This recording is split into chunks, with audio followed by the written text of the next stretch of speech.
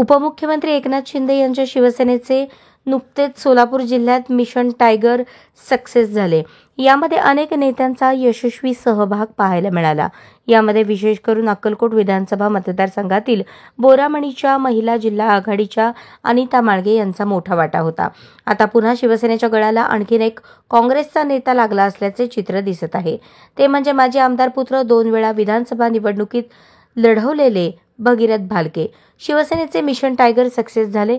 आता मिशन छावा असे नाव असल्याचे बोलले जात आहे. माजी आमदार भारत नाना भालके यांच्या निधनानंतर झालेल्या पोटनिवडणुकीत त्यांचे पुत्र भगीरथ भालके यांना उमेदवारी मिळाली, परंतु केवळ 2 ते 2.5 हजारांच्या फरकाने त्यांचा पराभव झाला.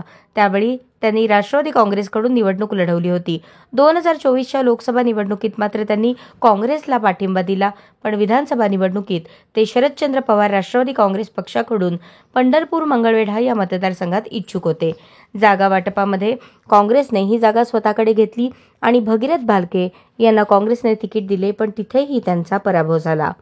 तेव्हापासून भगीरथ भालके हे काँग्रेसपासून दूरच आहेत.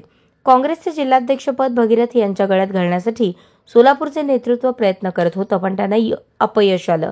भालके यांनी काँग्रेसची साथ सोडण्याचा निर्णय घेतला असल्याचे समजते. राज्याचे रोजगार हमी मंत्री भरत गोगावले यांच्या पंढरपूर दौऱ्यात भगीरथ त्यांच्यासोबत पाहायला मिळाले. भालके यांचा शिवसेना प्रवेश निश्चित झाल्याची माहिती मिळत असून त्यांचे 2 विषय जे एकनाथ शिंदे यांच्यासमोर मांडून त्यानंतरच ते शिवसेनेचा धनुष्यबाण हातात घेणार असल्याचे खात्रीशीर माहिती सूत्रांकडून मिळाली.